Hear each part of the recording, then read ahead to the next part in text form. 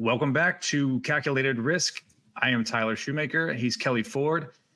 And we saw a whole slate of week one games, and it was great. And I tweeted, one of my favorite things is going in after the fact and updating the numbers and seeing, how those performances impact the numbers moving forward. And even looking just to week two, how much different those lines are now in my numbers. And Kelley, I know you do the same. Just right off the top, I mean, what stuck out to you from week one, or what was your favorite part maybe of week one, and then we'll get into some movers as far as who we upgraded, who we downgraded. Yeah, Tyler, my favorite part, as it is, every week one, is we had a full slate, almost full because we mixed around some other days, but basically a full slate of college football Saturday games. Like week 0 is great and we get some and it's a little taste, but week one is when it really starts. So every single year, that's what I'm always most excited about. Noon Eastern on that Saturday. Can't beat it. I mean, the feeling that you have and it persists throughout the day. I love it. We only get so many Saturdays. We got to make them all count. I think that's even a t-shirt out there for some account, which I think is really cool. I love it. For the things that I'm taking away, and we're going to get to our risers and fallers, which, by the way, is still tentative for me. I know it as it is for you too, Tyler. We're recording this on Monday evening before the Clemson-Duke game, so these are not final, but pretty good place with only one game left in week one. My biggest takeaway, as it always is, this is the week that my ratings feel the most disjointed. And what I mean by that is we've spent all summer working on these preseason ratings. We've tweaked them. We've messed with them here. We've touched up there. We back tested different things in our models. We finally come out with these preseason ratings and we stick to them, leading up to the season. Now we get 1 week of in-season data and it feels like things change a lot, and they do, but we have to walk a very fine line between overreacting to one game with one game's worth of data and making adjustments because now we're starting to see what these teams are. So it's a very fine line. This feels like the most disjointed week where I have like preseason, in season, we have to bridge this gap. And then once we get going week 2, 3 and beyond, it's really much more of a smooth curve, whether teams are rising or falling. But it feels disjointed this week. And that's because, it kind of is. We're getting our first taste of what these teams look like. And you don't want to overreact, but also you only play 12 games for most of these teams in the regular season. So this is, a decent portion of what this team is on the resume and what we're looking at. So to me, that's always the biggest takeaway from the power rating standpoint, is this disconnect from preseason to in season before we really start to smooth out as we get going into the year. So people are going to be a little surprised probably by some of the movement that I had, maybe not on the graphic we're talking about here today, but in terms of, the week 2 power ratings that come out on Tuesday this week. So that was it for me. I don't know, Tyler, what your biggest takeaway was from both the games and then also from the power rating standpoint. Yeah, no, I definitely agree with that. I think this week, it was kind of like shocking almost when I updated the numbers again tentatively until we finalized those after the Clemson Duke, but just the huge swings. And again, like we've talked about on the show before, like my numbers are even a little more aggressive in using what we have on field so far. I phase out my priors by about midseason. So my numbers are even more aggressive. So to see teams rising and falling by a touchdown or more was kind of jarring to see. But I mean, like you pointed out, they only play 12 games, and that was a big factor in me deciding to do FCS ratings this year, because I just feel like those data points are so valuable, and being able to do something with that data as opposed to just throwing it out and pretending it doesn't exist and moving on to the next FBS game that a team plays. So being able to use those FCS data points to properly rate these teams, I think is huge and is exciting, I think, for both of us, because we're both doing it now, to properly rate these teams throughout the season. No doubt. You're right. But previously I had just a placeholder in there, treating every team the same, from North Dakota State to Furman to Presbyterian. Now we've got some more robust numbers in there. And I agree with you, because when you only get 12, you can't afford to get rid of any data. Yes, we have garbage time within the games, but you can't just throw away a game because the sample size in college football is so limited. So you ready for me to pull up the graphic here for our week 1 biggest risers? Yep. Let's get into it. I'll let you go first. And by the way, Tyler, is that Jacksonville State's stadium behind you? Are you going with the stadium of your biggest riser here for the virtual background? Yeah. So in case you guys haven't noticed, I pick a different stadium background every time we do this show, and it's usually has to do with the team that we're going to talk about. I think I forget who I had last week, but Utah, awesome. I think was our last show. So yeah, I try to be festive with my backgrounds. I love it. Yeah. So on that note, my most upgraded team, and they were high on your list as well, was Jacksonville State.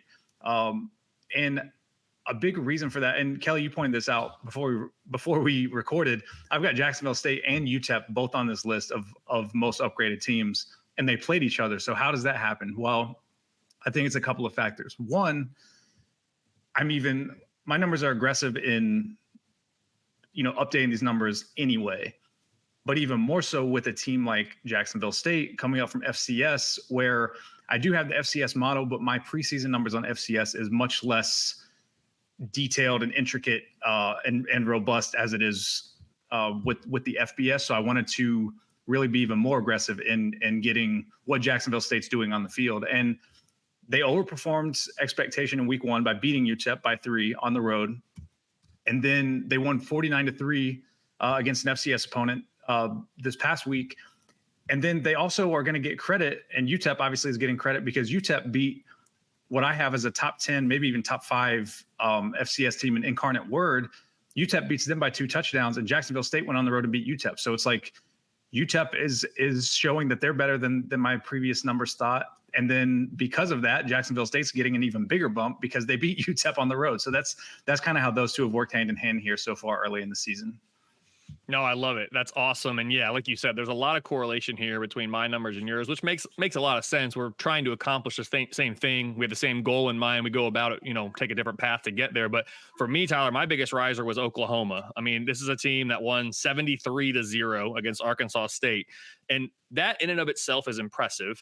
But the way that, the power ratings work, and is a team moving up, are they moving down? It's how did you perform on any given Saturday or on any given play date against your competition relative to how the model expected you to perform. And that's not just a score, but the score does a decent job of summing things up in most cases. There, of course, are outliers where we have to dive deeper into that. But for the purposes of a short recap, they win 73-0. My model expected Oklahoma to win this game at home by about 28.5 points. That was my projected spread. I think the real spread was somewhere around there. I'm not even sure, but 28.5. They won by 73. I mean, that's incredible. Same thing with Colorado. And here's one that was even more interesting probably because my numbers project Colorado to lose at TCU by 21.5. And people are like, oh, you're dumb. How'd you think that? Well, the Vegas spread, I think, was 20 or 21 as well. So It wasn't just my numbers. I don't think I was out in left field on this, but Colorado played incredibly well. They obviously win the game by 3. It was 45-42. Again, when you win by 3, you're projected to lose by 21.5. That's a massive swing. And so simultaneously, we're trying to adjust for, okay, Colorado is probably better than what the model had thought previously. At the same time, at least given the data we have right now, TCU and Arkansas State from the previous example, probably worse than the model had expected previously.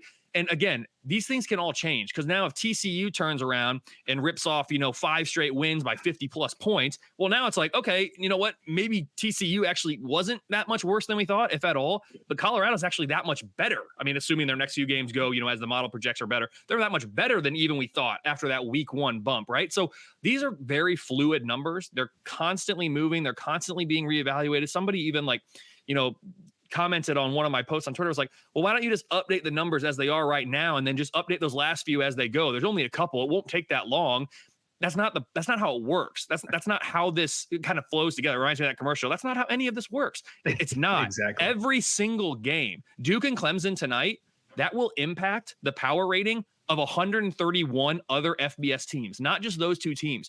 All of these things are relative, right? It's points per game. For me, it's points per game above or below FBS average. But that FBS average point, that's always moving. It's constantly moving. We're constantly trying to find it, just like we're constantly trying to find who are the best teams and what's their ceiling and who are the worst teams and what's their floor. So it's all moving together. It's all working kind of in unison.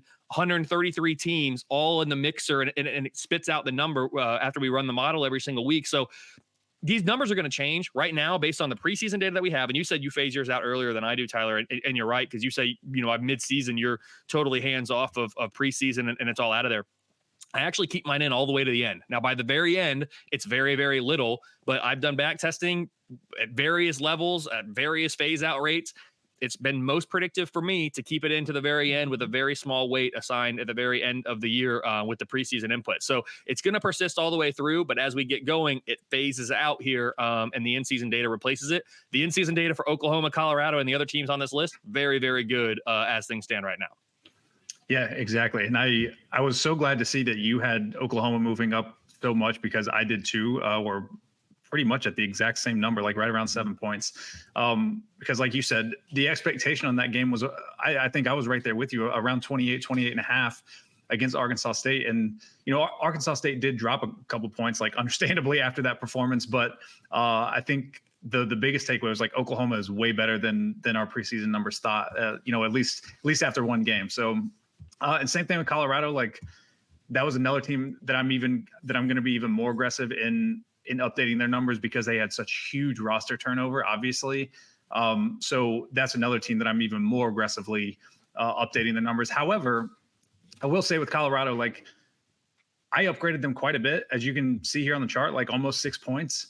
I still have Nebraska as a 2.5 point favorite here in week 2. And Colorado is currently a 3 point favorite in the market. So I didn't like odds makers like really went crazy. And obviously they're doing a slightly different exercise because they knew they were going to take a massive handle on Colorado after that. Even money on both sides. Yeah, they're doing a different thing. So I was interested to see that. So, in all likelihood, I'm going to see how far that line goes up. And spoiler, I'll probably be on Nebraska this weekend getting some good value. But moving on here to kind of the rest of our list here. I've got UMass, Texas State, Cal, Washington, Miami, Florida, and Auburn. Kelley, do any of those teams stick out to you, or were they close in yours, or how do you see those teams that I've got here? Yeah, all the teams that are listed on your list, Tyler, certainly show up as movers in the positive direction for me this week. Just not maybe I just listed my top 10. I see that's what you did as well. So they just maybe didn't end up some of those teams in my top 10. But we have some other ones. Texas State's in there, Cal's in there. Those look like to be the ones that we haven't already talked about that both ended up in our top 10. I have Jacksonville State as well in our top 10. So yeah, they're all moving up. It's just how much are they moving up? And again, it comes back to, Tyler, when we're comparing between the two of us, we have to, and the viewers, the listeners need to keep in mind, it's about where you started too. And Tyler and I have gone back and forth on a couple teams we have very different starting points for a few of these. So how a team performs relative to expectations by my model's eyes is different than, I guess not eyes, that's a poor use of a model, but by my model standards is different than how Tyler's model is evaluating a team by that standards, right? So it's all about the starting point and then how much improvement are they building on, in this case, from that starting point. Because if I'm starting a team here and Tyler's starting here and we both say, wow, they did really, really well, Tyler's probably going to bring them up a little bit more than I'm bringing them up, even though I am bringing them up because they started farther back for Tyler, just an example. So yeah, for me, that's what it is. You see Oregon on here. Someone asked me, who are the teams that you think your model's overreacting to the most? And I said, well, I'll give you Oklahoma for the reason that we just talked about there. But, Oregon's another one because I look at Oregon and they're up for me, almost 5 football points, 4.8 points per game tentatively. It's because they beat Portland State. Yes, Portland State's an FCS team. They beat Portland State 81-7. I mean, I think it was the first time, and I saw a stat, first time in like 10 years or something that a team put up 80 plus points in an FBS team in a game.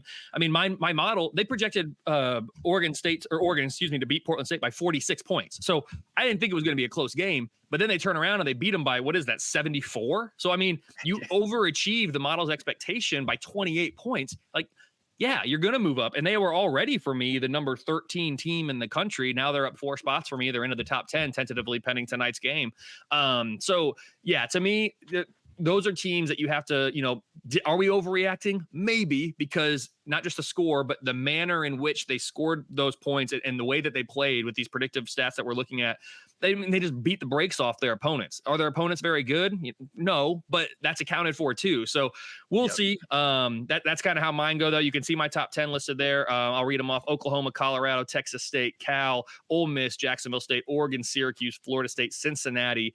All of those teams up at least 4.4 football points for me. And then I also included a ranking change too, which is less informative, but people always want to know, how far did you move? Colorado, they moved 28 spots for me because when you come in last week at number 98, I mean, I tentatively have Colorado now number 70. You moved up 6 points, but you just passed 28 teams because that's how congested it gets kind of in that back half there of FBS. So really great showing from Colorado. Can't say it enough. But yeah, that's kind of my top 10.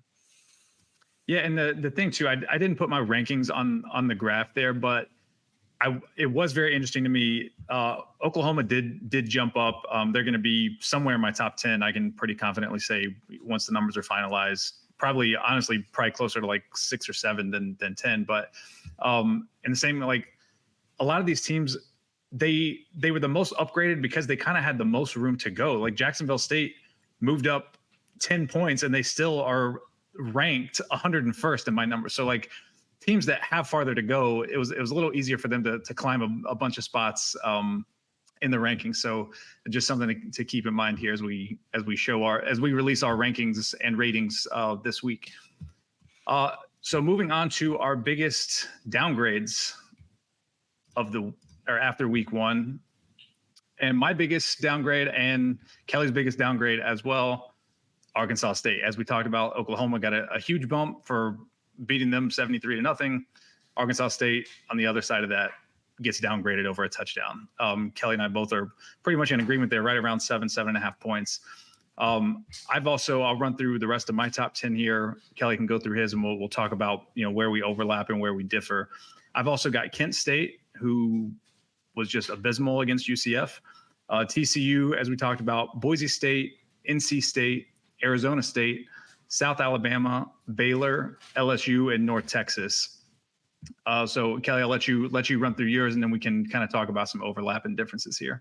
Yeah, very similar list for me. I mean, I've got Arkansas State leading the way, down 7.5 football points per game tentatively. North Texas also over a touchdown, and then you've got Baylor, Arizona State, TCU, LSU, Boise State, Kent State, Eastern Michigan, and San Diego State rounding out my top 10 biggest followers. San Diego State down there, minus 3.5 football points per game, just to give you a reference on the scale from 1 to 10 for me there. Yeah, our lists are pretty close. I think very similar. The only NC State's on mine, they're not on your top 10. South Alabama's on mine, not on your top 10. But the other, and I think other teams, yeah, I think I replaced those. It looks like at first glance with Eastern Michigan and San Diego State on mine. Which actually I wanted to talk about those two, Tyler, because both of those teams actually, interestingly, won their football games here in week one. Eastern Michigan beats Howard from the FCS 33-23. But again, it's not about wins and losses. It's about how did you perform. My model expected Eastern Michigan to win that game by 22.5 points. They end up winning the game by 10. So you underachieve by 12 points. And again, it's deeper than just the points. It's how was this game played? How did it come out? And so that's how Eastern Michigan goes down 3.6 points. And then San Diego State's another one who I had high expectations for this year. I had them power rated coming into this game, number 79, which is, among the best in the Mountain West, favored by 38 against FCS Idaho State. Idaho State keeps it within 8. San Diego State wins 36-28. So again, San Diego State's down. Is it possible that Howard and Idaho State are better FCS teams than my FCS light model was projecting coming into this week? Absolutely. And I'm going to look to see what adjustments need to be made to those teams as well as we would with an FBS team. But the reality is this is what the model was expecting, right or wrong, whether I'm too high, too low on any of these teams. It's what the model was expecting. And what the model is going to do every single week for every single team is look at how did you perform against how the model expected, and the model is going to adjust accordingly. And so the goal is that every single week you're getting more and more accurate, more and more close to the actual true power rating of these teams, right? You're trying to really get to that true mean by earlier the better, but you want to be converging on what is this team actually. And with the data point that we have now, combined with the preseason data, that's how we get to where we are. Kent State laid an absolute egg. How about Baylor, dude? Losing to Texas State for the first time, time Texas State's ever won a Power 5 game. I mean, Baylor was a sleeper pick for a lot of people in the Big 12. Last thing, Tyler, I know I've been dominating this conversation because I've gotten excited about this. I had Baylor with an 11% chance to make the Big 12 Conference Championship game. Now, this wasn't a conference game, so they very well could. They get it figured out. I like Dave Aranda a lot. Maybe he sees what's going on, but I'll tell you what, that 11%, I haven't run the numbers yet. That's going to be way the heck down coming into this next week. And they're going to have to really surprise some people now because that was such a poor showing, dude. I could go forever about these fallers, I guess. Yeah. Baylor, that is just shocking. I know Texas State had a ton of transfers, really turned their roster over. I had bet the under in that game, again, obviously based on preseason projection, and can tell you right now, my model did not anticipate Texas State lighting it up like that. So needless to say, my under bet did not cash because Baylor's defense decided to just be a turnstile and let Texas State run crazy. Baylor was really disappointing. Boise State to me was really disappointing. That's a team that we were both pretty high on in the Mountain West. We talked about on the preseason show, and I mean, they got destroyed. And again, Washington did get a big upgrade in my numbers for that performance. So, a lot of it was Washington is a lot better than I thought. But man, that was a disappointing performance from Boise State, getting blown out like that. Yeah, it was. And Washington, that was a game at first. It was the ABC afternoon game. It was my number one game of the window, if I remember correctly. I had it on. Well, no, I didn't have it on the big screen. I would have, but my favorite team was playing at that time too. So it was on the big screen. So that game was on the number 2 screen, but I was keeping an eye on it. And it was a decent game at first. And then I looked up again. I was like, wait, what just happened? Boise State's all of a sudden cruising. So disappointing for sure for Boise State. Sorry, Washington was cruising. Yeah, and the one I'm really glad that you pointed out, some of these teams that got majorly downgraded won their game. So again, that's an important distinction that we want to continue to remind people. This is not our resume rankings. We both will produce some semblance of that as the season goes on. But this is a purely predictive power rating exercise. So NC State, one of my biggest followers here, they won their game by 10 points on the road and got downgraded 5.5 points. That's just kind of how it goes when you underperform relative to what the model expects, as Kelly pointed out. What is your, Tyler, since you mentioned NC State, I actually didn't downgrade them that much. I'm wondering so I'm going to filibuster here. What's your raw rating right now for NC State? I'll give you a second to look that up because I didn't ask you in advance. Because for me, they are down, but they're only down, less than 1 football point from what they were a week ago. I'm wondering if maybe you had them significantly higher, or if maybe we're just viewing this NC State team differently right now. But I have them currently tentatively at about 5.1 football points above average. So I had them at 5.8 before. So I don't know what you have. Well, so I had them at 2.1 and they are now minus 3.3. Wow. So I was higher to begin with and brought them down less. Maybe it's UConn. Maybe we're viewing UConn differently. I guess I don't know. That's very interesting. Yeah, and let me just take a quick peek to see if UConn is remotely close to biggest risers.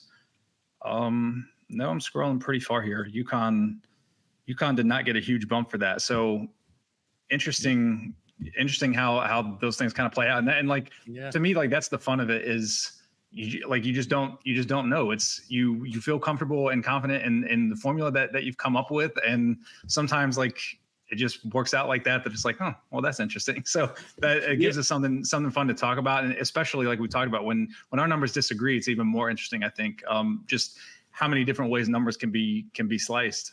We have 8 out of 10 teams the same on our top 10 biggest followers, and here we are sitting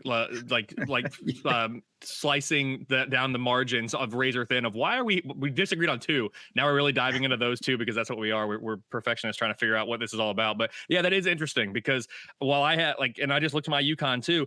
UConn's up, but not a lot for me.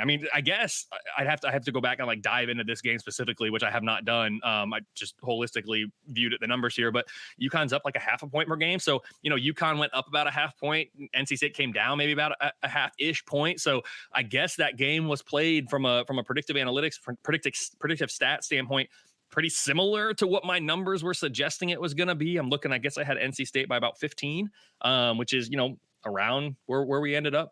So anyway, yeah, interesting though. Yeah, it's just crazy when those things happen like that. So that's our biggest risers, biggest fallers. We'll wrap with, anything else that stood out. I know we talked about Ohio State, for instance. There was a lot of uncertainty with quarterback, with the offensive line. They scored 23 points on Indiana. I was telling Kelly, and I think I might have tweeted this.